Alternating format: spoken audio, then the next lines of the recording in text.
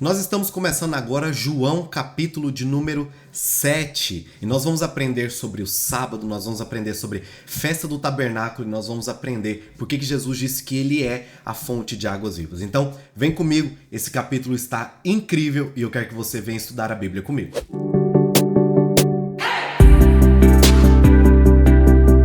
Eu sou o Breno e nós vamos iniciar agora o capítulo de número 7 e eu estou dividindo aqui em 3 grandes blocos esse capítulo para nós aprendermos detalhadamente o que esse capítulo tem para nos ensinar. Eu quero tentar sempre facilitar, esmiuçar aqui de fato o capítulo, as escrituras, para que você possa ao máximo entender e compreender o que está sendo falado aqui. Então, vamos lá, vamos começar pela nossa leitura desse capítulo de número 7. João, capítulo de número 7. Primeiro bloco, bloco 1, Jesus, a festa e o sábado. Versículo 1. Depois disso, Jesus viajou pela Galileia. Queria ficar longe da Judéia, onde os líderes judeus planejavam sua morte. Logo, porém, chegou o tempo da celebração judaica da festa chamada Festa das Cabanas, ou Festa dos Tabernáculos, ou Sukkot. E os irmãos de Jesus lhe disseram: saia daqui e vai para a Judéia, onde seus seguidores poderão ver os milagres que você realiza. Você não se tornará famoso escondendo-se dessa forma. Se você pode fazer coisas tão maravilhosas, mostre ao mundo. Pois nem os seus irmãos acreditavam nele, em Jesus. Jesus respondeu: agora não é o momento certo de eu ir, mas vocês podem ir a qualquer hora. O mundo não pode odiá-los, mas ele odeia a mim, pois eu o acuso de fazer o mal. Vão vocês, eu ainda não irei à festa, pois meu tempo ainda não chegou. Tendo dito isso, permaneceu na Galileia. Contudo, depois que seus irmãos partiram para a festa, ele também foi, mas em segredo, permanecendo distante dos olhos do público. Os líderes judeus tentavam encontrá-lo na festa e perguntavam se alguém tinha visto Jesus. Havia muita discussão a seu respeito entre as multidões. Alguns afirmavam: ele é um homem bom, enquanto outros diziam: ele não passa de um impostor, que engana todo o povo. Mas ninguém tinha coragem de falar sobre ele em público por medo dos líderes judeus. Então, na metade da festa, Jesus subiu ao templo e começou a ensinar. Os judeus que estavam ali ficaram admirados ao ouvi-lo. Como ele sabe tanto sem ter estudado? Perguntavam. Jesus lhe respondeu: minha mensagem não vem de mim mesmo, vem daquele que me enviou. Versículo 17. Quem quiser fazer a vontade de Deus saberá se o meu ensino vem dele ou se eu falo por mim mesmo. Aquele que fala por si mesmo busca a sua própria glória, mas quem procura honrar aquele que enviou diz a verdade e não mentiras. Moisés lhe deu a lei, mas nenhum de vocês obedece à lei. Então, por que procuram me matar? A multidão respondeu: você está possuído por demônios. Quem é que procura matar você, Jesus? Jesus respondeu: eu fiz um milagre no sábado e vocês ficaram admirados. No entanto, vocês também trabalham no sábado, quando obedecem à lei da circuncisão que Moisés lhes deu. Embora, na verdade, a circuncisão tenha começado com os patriarcas, muito antes da lei de Moisés. Pois, se o tempo certo de circuncidar seu filho, se ele cair no sábado, vocês realizam a cerimônia, a fim de não quebrar a lei de Moisés. Então por que ficam indignados comigo pelo fato de eu curar um homem no sábado?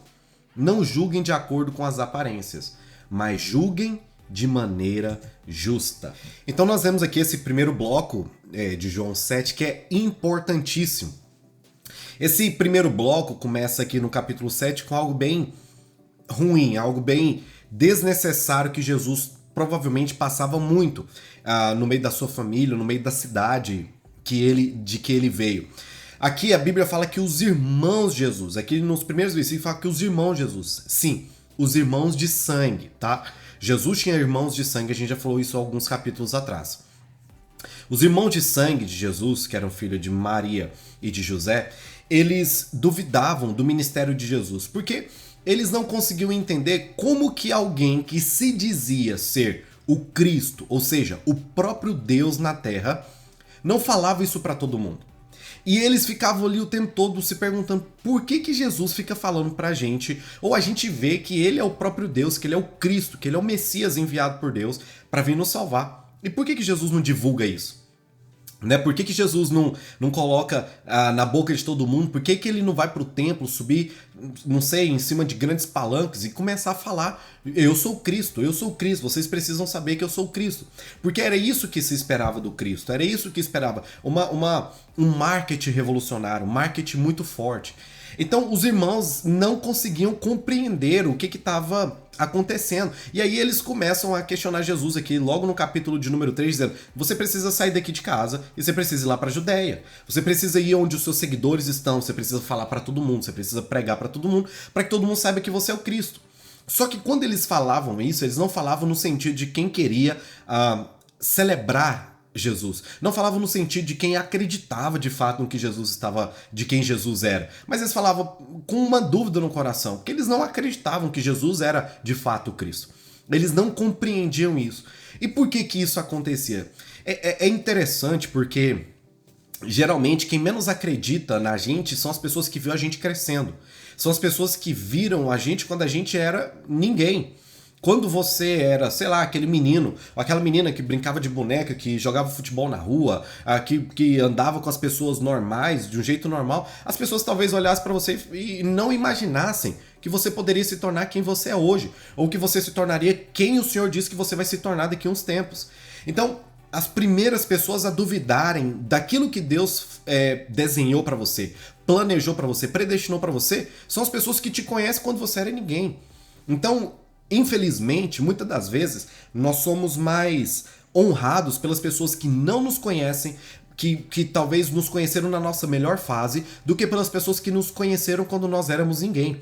As pessoas têm o fato de nos vincular àquilo que nós éramos. E elas nunca conseguem vincular aquilo no fato de quem nós nos tornaremos pela palavra que Deus deu para nós. Então, essa daqui é a grande dificuldade de Jesus no meio de seus irmãos, no meio das pessoas da sua cidade. Jesus passava essa grande dificuldade. Você vai ver que ele diz, a própria Bíblia diz que o lugar que ele menos realizou milagres foi na cidade dele. Foi ali na Galileia, na região, e na cidade dele foi o lugar onde menos teve milagre, porque as pessoas não acreditavam.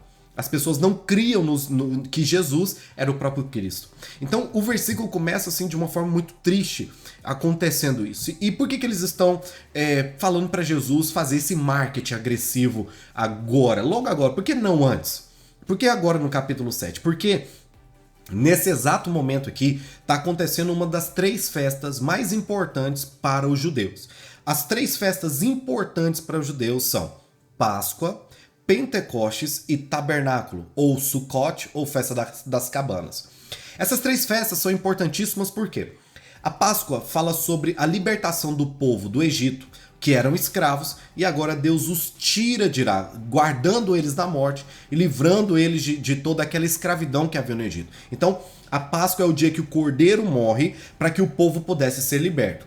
A festa de Pentecostes é a festa de 50 dias após a Páscoa, a festa onde celebra-se as colheitas, do que as pessoas puderam celebrar naqueles dias, do passado da Páscoa, pelo que as nações se reúnem para celebrar aquele momento. E aí então vem a Festa das Cabanas. A Festa das Cabanas faz relação aos 40 anos que o povo passou desde o Egito até chegar na Terra Prometida em Canaã. Então a Festa dos Tabernáculos, ela vem para relembrar, para rememorar esses 40 anos que o povo passou no deserto e que nesses 40 anos Deus cuidou de todos, Deus alimentou a todos, Deus deu a todos de beber no meio do deserto, tirando água, por exemplo, da rocha, trazendo maná, que era o pão que descia do céu. Então, aqui, essa festa, nesse momento que está acontecendo, é a festa dos tabernáculos, ou Sukkot. Essa festa é uma festa importantíssima, porque os judeus de todas as partes do mundo, eles deveriam ir para as principais cidades, ou para a Judéia, e ao chegar na Judéia, eles ficariam ali em barracas espalhadas por todos os lugares, barracas feitas de galhos, de madeira, e eles ficavam, era a festa mais longa que tinha, e eles ficavam ali cerca de 7 dias, celebrando, todo mundo junto, celebrando a colheita, celebrando pelo que o Senhor tinha feito nos 40 anos, celebrando com os familiares. Era um tempo extraordinário, onde eles celebravam o que Deus fez os 40 anos no deserto, de quando eles saíram, foram removidos do Egito e foram para Canaã, e também celebrando a vinda do esperado Messias que haveria de vir. Olha que interessante. Os irmãos de Jesus falam assim, olha, se você é o Messias, essa festa é a festa que celebra você.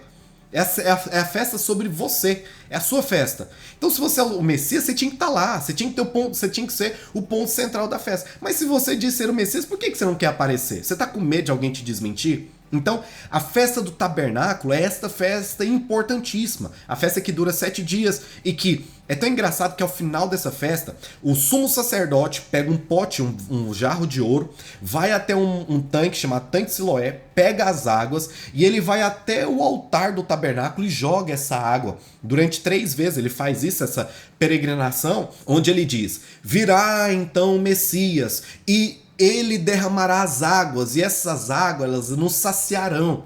Essas águas elas serão eternas, e essas águas elas fluirão do nosso interior, porque isso estava escrito lá em Isaías. Então, quando eles esperavam o Messias, eles acampavam nas cabanas para lembrar dos 40 anos que eles passaram acampando nos desertos, e também jogavam água no altar como quem dizia, está vindo o Messias, então estão esperando. Só que eles não sabiam que o Messias já estava lá. E nesse exato momento, o Messias, por causa do capítulo 6, estava sendo perseguido.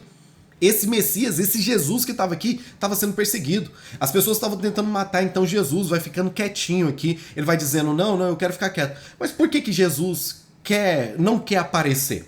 Porque aqui, ó, se você visualizar, ele diz, vocês vão, eu ainda não irei a essa festa, pois meu tempo ainda não chegou. E o que Jesus queria falar com esse negócio de meu tempo ainda não chegou? O tempo dele ser mostrado, o tempo dele ser divulgado, o tempo dele ser glorificado, dele ser reconhecido como o verdadeiro Cristo. Mas olha que interessante, Jesus vai aparecer de fato uma única vez. E essa única vez em que ele será mostrado a todos vai ser somente na cruz. Jesus não tem interesse nenhum de fazer um milagre, ou de fazer um milagre não, de aparecer, de ser glorificado, exaltado dentre todos antes da cruz. Ele sabe que o único momento e o momento certo é a cruz, porque o momento mais especial de Jesus na terra será a cruz, de acordo com a Bíblia, mas foi a cruz de acordo com o nosso tempo de agora. Então Jesus está dizendo assim, gente, calma. Ainda não é chegado o tempo de todo mundo ver quem eu de fato sou. Eles vão ver, pode ficar despreocupado. Então a Bíblia diz que os irmãos de Jesus vão para a Judéia, eles vão celebrar a festa como todo judeu fez, então as casas ficaram todas vazias, foram, e Jesus, depois deles peregrinar, Jesus vai sozinho, em silêncio, ele vai, e quando chega na cidade, ele já chega e vai direto pro tabernáculo e começa a pregar. E as pessoas ficam desesperadas, as pessoas começam a ouvir Jesus, e elas começam a ficar maravilhadas com aqueles ensinos que Jesus tinha para trazer para eles. Só que eles tinham um problema grave aqui, que era sobre o sábado. Então, as pessoas que queriam matar Jesus, queriam matar ele por causa do sábado, porque Jesus estava curando no sábado. Então, o sábado aqui era um grande problema, porque Jesus, como tinha curado alguém no sábado, e as pessoas tinham uma crítica muito grande nesse sábado. E olha que interessante, eu quero te explicar algo aqui, eu quero que você aprenda de uma vez por todas. As perguntas que eu mais recebo é, Breno, nós devemos ainda guardar o sábado? Breno, o sábado ainda deve ser guardado como era guardado no Antigo Testamento? A minha resposta para você é o seguinte, quando Deus criou o sábado, ele criou o sábado para que o homem descansasse do seu trabalho. Porque lembra que o trabalho foi um castigo que Deus deu lá na queda no Éden. Então o homem teria que trabalhar e do suor do seu rosto é que ele comeria. Então Deus deu o sábado para que o homem descansasse do sábado. Segundo, para que o homem tivesse um relacionamento com Deus. Para que no sábado, ou seja, na hora que o sol se punha, na sexta-feira. Então quando é que começa o Shabat, o dia de descanso do judeu? Quando na sexta-feira o sol se põe, começa o Shabat, começa o período de descanso. Então o judeu parava com tudo. Depois desse momento não podia mais acender fogo, depois desse momento não podia mais fazer nenhuma atividade física, não podia correr, não podia trabalhar, não podia fazer nada. Porque ele ia dedicar aquele dia do pôr do sol da sexta para o sábado e do pôr do sol do sábado para o domingo. Todo esse período de 24 horas aproximadamente era um dia para Primeiro, ele se relacionar com Deus. Então ele não tinha que fazer nada. Ele tinha que estar ali para se relacionar com Deus. Segunda coisa, descansar do seu trabalho. Porque o homem trabalhava bastante, fazia muitas coisas. Sol causticante, muita coisa acontecendo. Então, para descansar de fato, era uma espécie de cuidado de Deus com os homens. Era uma espécie de cuidado de Deus com seus filhos. É interessante isso, né? Porque talvez ninguém tenha visto por esse olhar o sábado. É um dia que Deus desejou para nós, para descansarmos de fato. E o terceiro e último é para que o homem passasse um tempo com a sua família, para que ele dedicasse a sua família. Então aquelas 24 horas, o objetivo central, humanamente falando, era a família dele. Então o homem ia estar ali com os seus filhos, o homem estava ali com a sua esposa. Era um dia de celebração, era um dia onde eles sentavam juntos na mesa para comer. Era o dia que, se nos outros dias ele estivesse trabalhando, correndo, não conseguisse parar para ter tempo para sua família, não tem problema. Esse dia era o dia onde ele sentava à mesa, servia os seus filhos, servia a sua esposa, comia com eles, conversava, ria, tinha um tempo. Outra coisa muito interessante que acontecia também era sobre a relação sexual.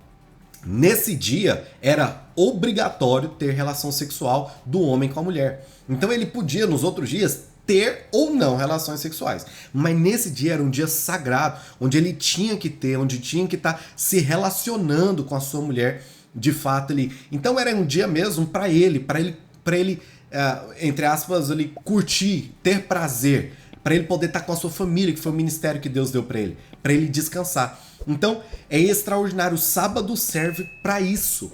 O sábado serve para exatamente isso. Então, como do Antigo Testamento guardar o sábado era um dos 10 mandamentos, então era obrigatório para todos. Após Jesus vir, não fala-se mais da obrigação de guardar o sábado a partir da morte de Jesus. Então, não tem mais a obrigação de guardar o sábado a partir disso. Então, nós, cristãos, não temos a obrigação de guardar o sábado. Mas, querendo ou não, toda a sociedade, a maioria dela, guarda o domingo. Hoje nós não guardamos sábado, mas você praticamente sabe que ninguém trabalha domingo. Domingo é o dia oficial do descanso, o dia da gente ir para a igreja, o dia da gente estar com a nossa família, o dia que as famílias se reúnem para almoçar, para jantar juntas. Então, é como se só tivesse havido uma troca antes de Jesus, sábado, depois de Jesus, domingo. Por que agora é domingo? Porque o domingo é sobre o dia em que Jesus ressuscitou. Jesus ressuscitou no domingo. E por ter ressuscitado no domingo, então esse agora é chamado de o dia do Senhor, domingo. Então é por isso que agora nós guardamos o domingo e não mais o sábado. Breno, mas se eu quiser guardar o sábado? Isso não é pecado, não tem problema nenhum. Só não se faz mais necessário como antes. Mas uma coisa importante é, ao invés de a gente ficar perguntando se tem que guardar o sábado ou não, e se a gente perguntar, tá, eu talvez não consiga guardar o sábado, porque eu trabalho, eu estudo, eu faço muitas coisas. Mas e se eu guardar o domingo para Deus, a minha família e o meu descanso? É o que a gente faz.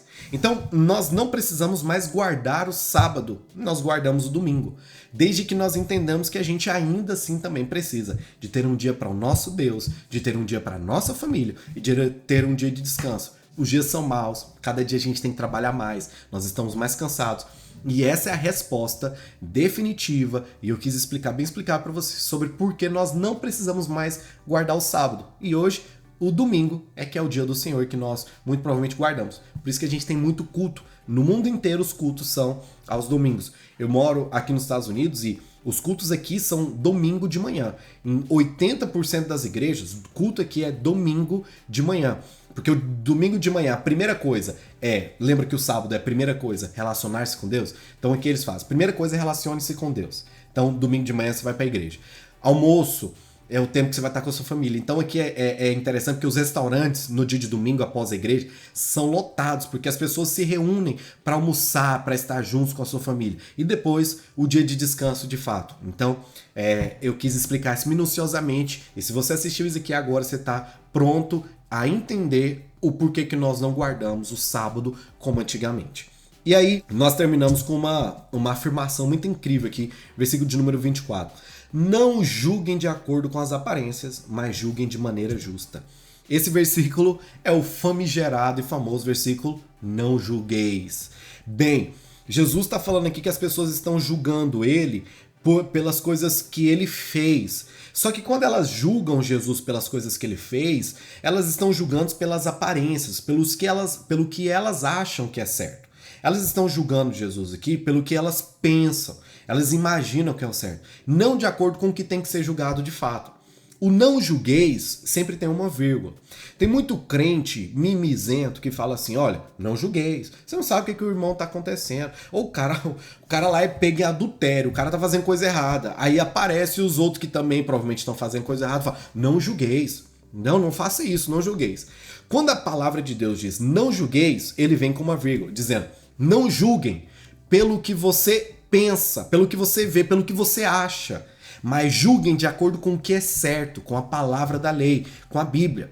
Quando você for julgar alguém, você precisa julgar de acordo com a Bíblia, porque aí você tira a sua opinião de foco e você coloca no foco a palavra de Deus. Então, você tá fazendo isso errado, não é porque eu acho, eu não tô chamando a sua atenção. Eu não tô falando que você tá fazendo alguma coisa errada porque eu acho que é errado.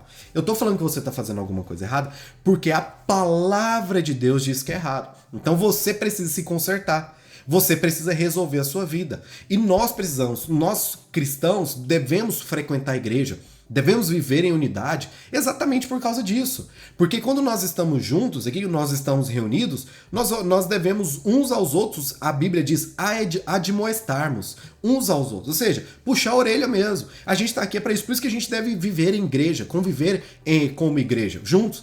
Porque se eu tô errando, alguém vai me ajudar, alguém vai me chamar a atenção. Mas eu não preciso que alguém, e é errado alguém me chamar a atenção pelo que acha. Olha, Breno, eu acho que o que você tá fazendo é errado. Não tem. Quando você quer chamar a atenção de alguém, você vai chamar a pessoa no canto. Você vai com muito amor, com muita graça, muita misericórdia, do mesmo jeito que você gostaria de ser tratado. Você vai tratar o irmão. Ah, você soube que o irmão tá traindo a esposa dele. Você soube que algo está acontecendo. Você não tem que tratar a pessoa como você pensa, como você acha. Não. Primeira coisa, você precisa ter misericórdia e graça sobre a vida da pessoa. Você deve tratar ela de acordo com aquilo que você gostaria de ser tratado. Segunda coisa, você não vai fazer com ela aquilo que você pensa. Olha, eu acho, me disseram, me contaram, Não. Você vai dizer o seguinte, olha, de acordo com a Bíblia, você está errado nisso. E eu tô aqui para te ajudar. Eu tô aqui para te ajudar a consertar. Eu tô aqui para te ajudar a resolver tudo isso. Eu tô aqui para te ajudar a endireitar seus caminhos e você se livrar desse pecado.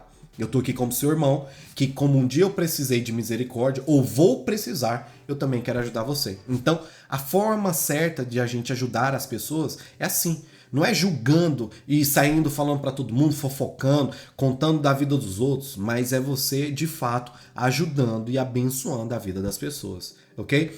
Esse é o, de fato, não julgueis, que deveria ser conversado assim, mas as pessoas são 8 ou 80. Ou elas falam, não julgueis, não, deixa pra lá, não fala nada. Quem é você para falar de alguém? Quem é você? Ou a gente tem o outro extremo da pessoa falando, eu acho que tá errado. Eu acho que tá, vamos arrancar, vamos tirar de perto da gente. Que isso aí não presta, isso aí não tem jeito, isso aí não tem solução. E a gente trata essa pessoa como se a gente nunca precisou ou se nunca fosse precisar de misericórdia. Isso é muito importante, isso eu aprendi com a minha caminhada cristã e eu quero te ensinar isso. Vamos lá. Segundo bloco, onde nós vamos ler aqui sobre agora o Messias aguardado. Versículo 25. Alguns do povo que moravam em Jerusalém começaram a perguntar uns aos outros: não é este o homem que procura matar? Aqui está ele, porém falando em público, e não lhe dizem coisa alguma.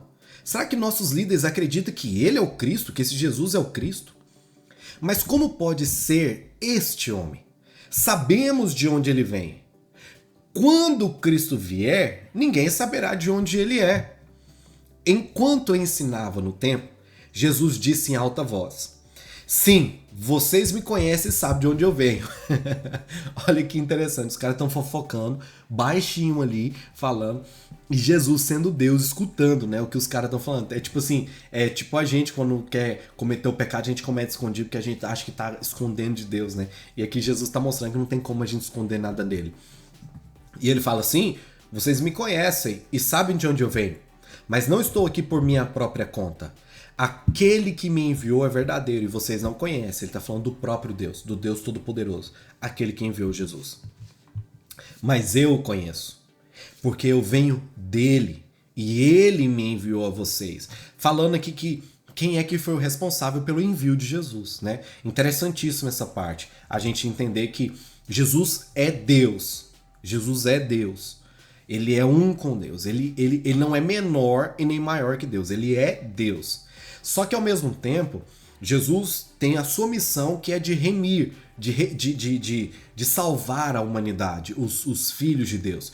E Deus, a sua função é de enviar o Filho, para que o Filho exerça e demonstre a glória de Deus para todo o povo. Então aqui, Jesus está querendo evidenciar o plano de uma doutrina chamada doutrina da Trindade, sobre a função de cada um aqui nesse momento. É extraordinário esse versículo aqui. Versículo 29. Versículo 30. Então tentaram prendê-lo. Mas olha que forte isso aqui. Mas ninguém pôs as mãos nele, porque ainda não havia chegado a sua hora. Ou seja, vão sim colocar a mão em Jesus, mas só no momento certo. Vão sim machucar Jesus, mas só no momento certo. Aqui, ainda que as pessoas tentassem machucar Jesus, fazer algo contra ele, eles não conseguiam. Versículo 31. Muitos entre as multidões no templo creram nele e diziam: afinal, alguém espera que o Cristo faça mais sinais do que Jesus está fazendo? Gente, vocês estão esperando mais coisas? Ou esse aqui é lógico, é o Cristo aqui, gente. É o Cristo, não tem como. Eu tenho certeza que é ele. Olha que forte isso. 32. Quando os fariseus ouviram que as multidões sussurravam essas coisas, eles e os principais sacerdotes enviaram guardas do templo para prendê-lo. Então mandou um certo tipo de guarda, não, agora vão os guardas que são os guardas cerimoniais, religiosos, os caras que zelam pela integridade da palavra e do templo de Deus. Foram lá mandar prendê-lo. E é engraçado porque esses guardas, por estarem ali no templo, eles escutam mais a palavra. Então eles têm um pouco mais de conhecimento do que é pregado, eles não são como os outros. Olha que interessante. Jesus, porém, lhes disse: estarei com vocês só um pouquinho mais. Então eu voltarei para aquele que me enviou. Jesus já está dizendo o que vai acontecer. Aqui está rolando um spoiler gigantesco. Jesus está falando: ó, eu vim, vou estar entre vocês, mas eu vou voltar para o trono do meu Pai. Eu vou voltar para Deus. Eu estarei sentado à destra dele. Só mais um pouquinho. Eu vou ficar mais um pouquinho aqui, mas eu vou voltar para lá. Pode ficar tranquilo que eu não vou ficar aqui enchendo o saco de vocês, não. Eu vou voltar para lá. E aí, então, a função de fazer isso, o que eu estou fazendo? É de vocês. Forte demais. Vocês procurarão por mim e não me encontrarão. E também, já quero deixar avisar que vocês não vão poder ir para onde eu irei. No lugar para onde Jesus está indo, as pessoas não poderiam ir. Porque aquele lugar é o lugar da majestade, da plenitude, onde só Deus pode estar e habitar. Os judeus se perguntavam: para onde ele pretende ir? Será que planeja ir aos judeus em outras terras? Talvez ensine aos gregos? O que ele quer dizer quando fala: vocês procurarão por mim, mas não me encontrarão? E não poderão ir para onde eu vou. Engraçado, né? Essa parte aqui. É tipo assim, os judeus tentando... Cara, esse Jesus tem hora que eles falam umas coisas tão legal, mas tem hora que falam uns negócios tão difícil, tão difícil. E se a gente estivesse lá, a gente também não entenderia. Porque hoje, pelo conhecimento, saber do plano, do que aconteceu, a gente entende que de fato Jesus, para onde ele estava indo, onde ele está, o que ele está fazendo. E eles tentavam entender, porque existem ensinos na Bíblia que são profundamente complicados, difíceis, principalmente quando sai da boca de Jesus. Uma coisa que eu tenho para falar para você, que talvez até para confortar o seu coração. Às vezes você lê a Bíblia, em alguns momentos você fala: nossa, mas é muito difícil isso daqui, como é que eu posso entender isso? Nossa, tá tão complicado isso daqui. Pode ficar tranquilo, porque o maior teólogo de todos os tempos passou pelas mesmas dúvidas e ainda tem as mesmas dúvidas que você. A gente tem dúvida, porque a Bíblia ela é um livro de mistérios. E esses mistérios estão sendo revelados progressivamente, traduzindo. Deus não pegou toda a revelação e entregou e falou: tá aqui. Vocês já entenderam tudo, não precisa procurar mais nada. Não, está sendo progressivo. A revelação de Deus é progressiva. Ela está aparecendo. De acordo com o que o tempo vai passando, de acordo com o que as coisas vão acontecendo, a gente vai entendendo a revelação de Deus. E a segunda coisa é que todas as vezes que você lê a palavra de Deus, Deus se manifesta para você da forma como você precisa naquele momento, de acordo com essa verdade, entender o que Deus está falando. Então, às vezes você vai ler João 10 vezes e às 10 vezes você vai ter uma revelação diferente. Porque Billy Graham dizia que a Bíblia é mais atual do que o jornal que vai sair amanhã de manhã. Então, sempre que a gente tenta ler a Bíblia, a gente nunca vai entender por completo. Porque a Bíblia é mistério. Deus é mistério. E isso só vai estar revelado plenamente quando nós estivermos diante de Deus. E só nesse momento é que tudo vai estar revelado. Até então, o que nos basta é compreender a palavra.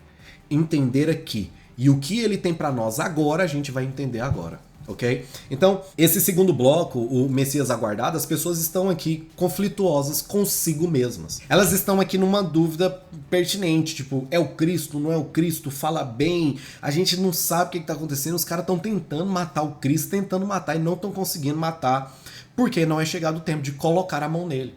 Né? Porque ninguém vai conseguir matar o Cristo. Presta atenção nisso que eu vou te falar agora. Ninguém vai conseguir matar o Cristo. Ninguém. Ele vai se entregar. Ninguém vai conseguir matar Jesus, porque Jesus não vai ser morto por ninguém. Ele vai entregar a sua vida. Não é ninguém que vai conseguir ir lá e destruir ele. Porque ninguém consegue destruir um Deus tão grande e tão poderoso. Se ele não se entregar, se esvaziar da sua glória e dizer, podem me matar porque agora eu deixo vocês fazerem isso, não vai acontecer. Então você vai ver que sempre que as pessoas vão tentar matar e não vão conseguir fazer nada contra ele, porque não é o tempo, não é essa forma. Ele já tem tudo planejado. Na eternidade já foi tudo planejado. Ninguém vai frustrar os sonhos de Deus, os planos de Deus, nem para Jesus, nem para você, nem para ninguém. Os nossos planos, os planos que Deus tem para nós, são os planos dele e tá resolvido. Ninguém vai conseguir mudar, você não vai conseguir mudar os planos de Deus.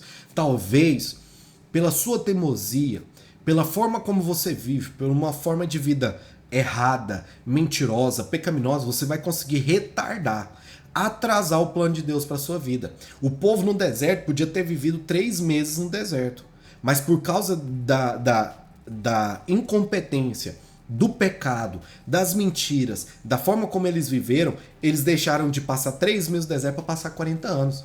Essa viagem aqui do Egito até Jerusalém, até Canaã, duraria 3 meses. Mas toda vez que o povo errava, pecava, mentia, ia contra Deus, idolatrava outros deuses, o caminho alongava. Então, o que vai acontecer na sua vida talvez seja o caminho alongando porque você não está vivendo o propósito de Deus, você não se entregou verdadeiramente para ele ainda. Você ainda está lutando, o seu pecado luta, você ainda tem um pecado de estimação, você ainda é um mentiroso, você ainda não se converteu de verdade. A conversão ela é progressiva, ela vai acontecendo, mas você resiste, você força contra isso. E no final vai acontecer. No final o plano de Deus vai cumprir na sua vida, mas você pode encurtar, ou você pode alongar isso que Deus tem para você. Então, é como se você estivesse no mar, numa correnteza muito forte. No mar não, tipo numa cachoeira. A correnteza muito forte. E você tá tentando escapar da cachoeira. Então você tá remando. Você acha que tá escapando, mas a remada que você tá dando não tá sendo suficiente. Seu barco tá sendo levado para isso. Então, você vai sair do barquinho, você vai cair do barquinho, porque Jesus não quer que você reme dentro de um barco. Jesus quer que você mergulhe nas águas profundas do seu amor, da sua revelação, da sua glória. Eu espero que você esteja sendo ministrado nesse momento, ministrada nesse momento. Espero que Deus esteja falando com você, que você se entregue. Que você deixe o Senhor ministrar o seu coração e fazer aquilo que Ele tem para fazer de uma vez por todas. Pare de resistir à glória de Deus. Ele tem grandes planos para você. Agora que a gente vai para o terceiro e último bloco, nós vamos aprender então sobre as águas vivas. Olha que revelação profunda. Talvez você nunca ouviu falar sobre isso e eu quero te ensinar isso agora, ok? Versículo 37. No último dia, o mais importante da festa, Jesus se levantou e disse em alta voz: Quem tem sede, venha a mim e beba. Pois as Escrituras declaram: rios de água viva brotarão do interior de quem crer em mim. Quando ele falou de água viva, estava se referindo ao Espírito que seria dado mais tarde a todos que nele crescem. Naquela ocasião, o Espírito ainda não tinha sido dado, pois Jesus ainda não havia sido glorificado. Quando as multidões o ouviram dizer isso, alguns declararam: certamente, este homem é o profeta por quem estávamos esperando. Esse homem é o Cristo, esse homem é o Messias. Outros afirmaram: ele é o Cristo. E ainda outros disseram, não é possível. O Cristo virá da Galileia? As escrituras afirmam claramente que o Cristo nascerá da linhagem real de Davi em Belém, o povoado onde o rei Davi nasceu. Assim a multidão estava dividida a respeito de Jesus. Alguns queriam que ele fosse preso, mas ninguém pôs as mãos nele. Tá vendo aqui de novo acontecendo isso? Quando os guardas do templo voltaram sem ter prendido Jesus, os principais sacerdotes fariseus perguntaram: por que vocês não trouxeram Jesus? Os guardas, com conhecimento, foram prender Jesus e começaram a escutar aquelas palavras de vida eterna. E os caras não conseguiam se mover, porque as palavras de Jesus eram tão incríveis que eles não conseguiam se mover. E ele diz, nunca ouvimos alguém falar como ele. Vocês também foram enganados? Zombaram os fariseus. Por acaso um de nós que seja entre os líderes, os fariseus, crê nele? As multidões ignorantes o seguem, mas elas não têm conhecimento da lei, são amaldiçoadas. Então Nicodemos, o líder que antes havia se encontrado, Nicodemos, lá do capítulo 3, com Jesus, perguntou: a lei permite condenar o homem antes mesmo de haver uma audiência? Você também é da Galileia? Responderam eles. Procure e veja por si mesmo. Nenhum profeta vem da Galileia. Então todos foram para casa. Uou! Vamos terminar esse negócio aqui. Olha lá. Vamos lá, presta atenção, talvez esse seja o ensino mais importante desse capítulo. Está acontecendo aqui nesse exato momento o quê? Festa dos tabernáculos, Sukkot. Está acontecendo aqui agora. Lembra que essa festa tem 7 dias? Expliquei no começo do vídeo, tem 7 dias. Essas pessoas passam 6 dias nas cabanas, dormindo, comendo, estando todo mundo junto, celebrando. Celebrando o quê? Que Deus retirou eles do Egito, passou 40 anos no deserto sendo mantidos e alimentados por Deus para chegar na Terra Prometida. Ok. Mas o 7º e último dia era um momento especial e específico. Por que, Breno, que era um momento especial e específico? Porque durante 3 vezes o sumo sacerdote ia buscar água no tanque de Siloé, ele pegava essa água, levava para o templo, derramava sobre o altar e dizia: essas águas, como dizem Isaías, capítulo de número 12, versículo de número 3, que diz que o Messias trará essas águas, e essas águas não precisarão mais ser buscadas no tanque de Siloé, mas essas águas fluirão de dentro de nós. Jesus, então, está dizendo assim, ó, aí o sumo sacerdote tá fazendo isso, derramando a água e tá dizendo, gente, lembre-se de Isaías 12:3. O Messias virá. Ele derramava água e dizia, lembre-se, o Messias virá. E Jesus ali, olha essa imagem, presta atenção, vê se você consegue imaginar comigo. Eu imagino Jesus de braço cruzado olhando a festa, os caras derramando a água e clamando pelo Messias, Jesus dizendo, eu sou esse aí, ó. Eles estão esperando é por mim. Essas águas estão sendo derramadas porque me representam. Essa festa toda aqui é por mim e vocês estão mais preocupados com o que o sacerdote está fazendo comigo. Aí Jesus levanta-se, imagina comigo, o sumo sacerdote, a autoridade, as maiores autoridades religiosas estão ali. Imagina, os homens mais importantes, todos estão ali parados, celebrando, o povo batendo palma, todo mundo vibrando, o Messias vai vir, o Messias vai vir, todo mundo feliz, de repente uma voz ecoa. Ei! Todo mundo para e olha para Jesus. Aí Jesus diz, quem tem sede, venha a mim e bebam. Aí eu imagino um olhando pro outro. Quem tava com raiva de Jesus ficou com mais raiva ainda. Quem já tava desconfiando que Jesus era o Cristo, agora tinha certeza que ele era o Cristo. Por quê? Porque Jesus acaba de recitar Isaías. Quem é Isaías? É um profeta do Antigo Testamento que tem um livro todinho escrito só para falar sobre o Messias que virá. Isaías é o profeta messiânico do Antigo Testamento. O que isso significa? Um profeta que Deus levantou muito tempo antes de Jesus, que falava sobre Jesus. Ele não viu Jesus, ele não conheceu Jesus, mas pela revelação dos céus, ele falou sobre Jesus. Então o próprio Isaías falava, ó, quando o Messias chegar, ele vai dizer que do interior dele fluirão de rios de águas vivas. Aí Jesus levanta e fala, quem tem sede, vem a mim e beba. Ou seja, sacerdote, sumo sacerdote, você não precisa ir lá buscar água no tanque de Siloé. Chega. Até hoje foi o último dia que Israel precisou buscar água no tanque de Siloé. Porque agora eu, a fonte de águas vivas, estou aqui. eu cheguei. Não precisa mais buscar água. Eu tô aqui. Eu tô aqui. E aí ele diz: rios de águas vivas brotarão do interior de quem crer em mim. Uou! Uou! Jesus está falando, para de buscar água. A água veio até vocês. E se vocês beberem, do mesmo jeito que as águas que saem de mim e geram vida em vocês, as águas de vocês sairão e gerará vida na vida de muita gente. Quando ele falou de água viva, aí eu quero te mostrar isso aqui. Ele falou assim, ó, quando ele falou de água viva, estava se referindo, versículo 39, ao Espírito, com E maiúsculo, tá vendo? E maiúsculo, que seria dado mais tarde a quem nele cresce. Pera, presta atenção. Aqui Jesus também está falando sobre o derramamento do Espírito Santo. Presta atenção.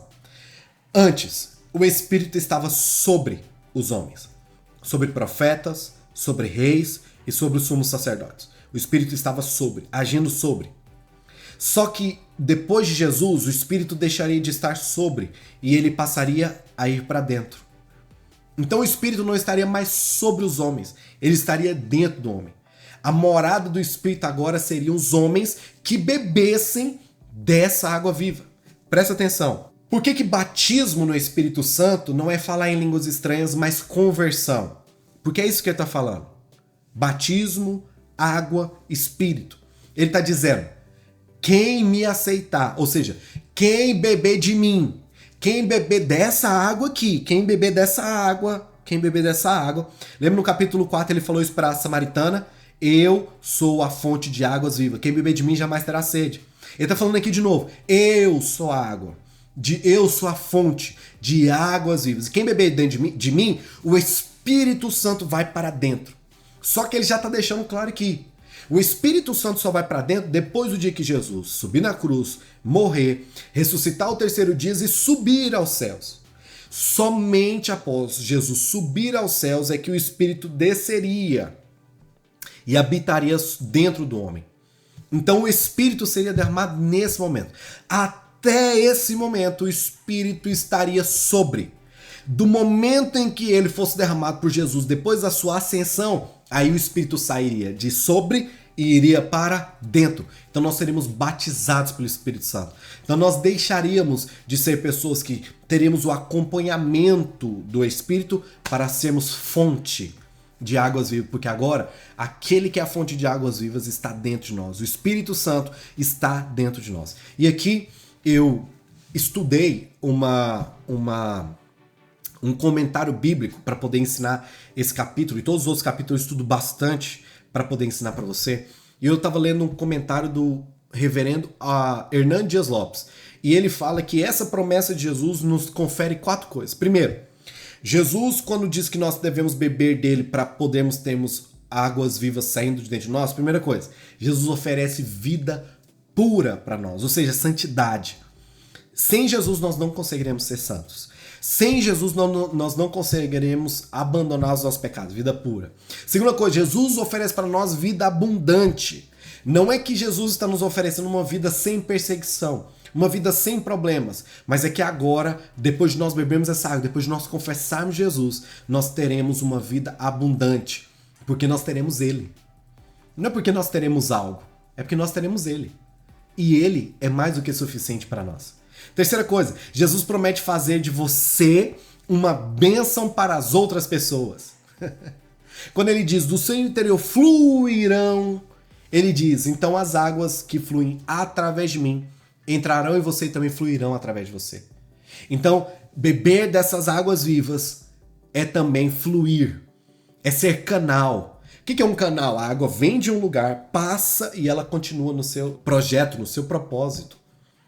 Você, depois de beber essa água, também se torna bênção para as outras pessoas. Então a promessa é essa. Uma das promessas é essa. Você vai alcançar outras pessoas. Você vai ser bênção para outras pessoas. E última promessa que é conferida para nós aqui é: Jesus oferece uma vida de poder. Pensa comigo uma usina hidrelétrica. É uma turbina que funciona como? As águas passam. E quando as águas passam, essa turbina gira. E quando ela gira, ela gera energia. Ela gera poder. Então, quando essas águas passam por dentro de nós, gera poder para que a gente possa ser usado para abençoar, transformar vida de outras pessoas. Essa água viva nos concede todas essas coisas. Breno, como é que eu posso ter acesso a essa água viva? É você, de fato, confessar. Eu confesso Jesus como meu único e suficiente Salvador. Eu entrego a minha vida totalmente e a partir de hoje eu creio, quero e clamo que Jesus é o meu Salvador e eu vou morar no céu. Quando você confessa isso, Breno, mas eu nasci num lar cristão, nunca fiz isso. Breno, meu pai era pastor, meu avô era pastor. Breno, nunca fiz isso. Você precisa fazer. Você precisa fazer isso, porque isso vai ativar as águas vivas dentro de você. Dentro de você. E aí termina-se então esse capítulo com as pessoas dizendo, ele é o Cristo. Ele é o Cristo. Só que as pessoas estão dizendo assim, ó, mas todo mundo dizia que o Cristo viria de Davi, que viria de Belém, não da Galileia. Só que as pessoas não sabiam que Jesus não veio da Galileia. Jesus nasceu em Belém. Jesus nasceu em Belém, né? Tem gente que acha que Jesus nasceu em Belém, o Belém do Pará, Brasil. Não, Belém. Belém de Israel. Jesus nasceu em Belém, olha que louco. Quando Maria estava para ter Jesus, eles tiveram que descer para Belém. Tiveram que descer para Belém, porque estava tendo um recenseamento. Então, se não tivesse acontecido, Jesus ia realmente nascer em outro lugar. Mas para que as escrituras acontecessem, Maria e José têm que descer para Belém. Quando eles descem para Belém, eles estão exatamente na cidade de Davi, na cidade que Isaías profetizou, na cidade que Deus falou que o Messias nasceria. A Jesus nasce em Belém, para que as escrituras se cumprissem 100%, porque Deus é zelador da sua palavra. Deus cumpre cada palavra e cada vírgula que ele falou para você. Nenhum tio vai ser tirado ou alterado da palavra que Deus te deu. Até o último dia da sua vida, Deus fará se cumprir aquilo que ele te prometeu. Deus é zeloso com a palavra que ele deu para você. Breno, mas eu não vejo uma forma disso acontecer. Breno, mas eu não acho que é possível que esse milagre aconteça na minha vida. Breno, não acho que eu consigo mudar de vida. Breno, não acho que não vou conseguir viver meu propósito. Deus me prometeu, Deus usou profeta, Deus já falou comigo. E isso não acontece, fica tranquilo. Ainda não aconteceu, mas vai acontecer. E como é que você pode afirmar isso, Breno? Porque Deus, se foi Deus que falou, Deus vai cumprir. Porque Deus não é homem para mentir, nem filho do homem para se arrepender. Se ele prometeu, ele vai fazer acontecer.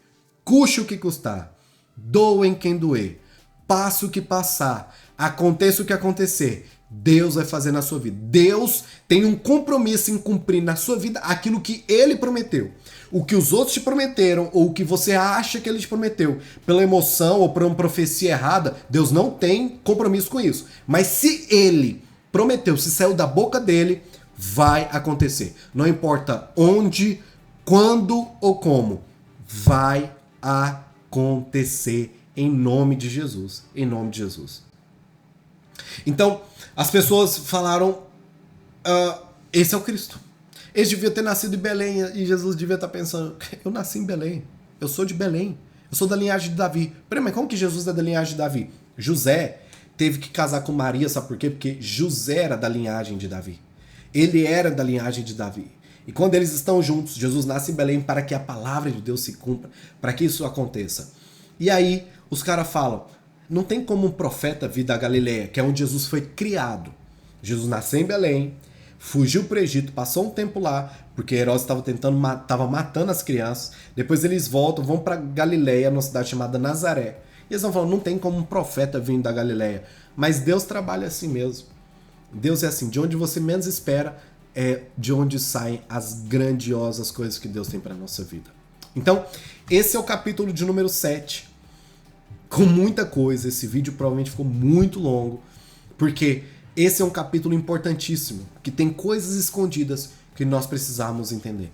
Então você aprendeu a importância do sábado, Você aprendeu sobre Jesus, por que Jesus falou que ele era a água viva, por que isso aconteceu exatamente na festa do tabernáculo, e você entendeu por que Jesus é o Cristo, porque cada promessa que foi prometido lá no Antigo Testamento, ele cumpriu e aconteceu aqui.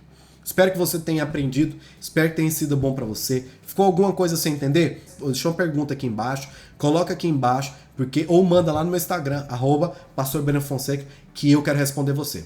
Ainda não é inscrito no canal? Então se inscreve aqui no canal, ativa as notificações para que você possa ficar a par de todos os vídeos. Toda terça e sexta saem vídeos novos aqui para abençoar a sua vida. Te espero no próximo vídeo. Tchau, tchau.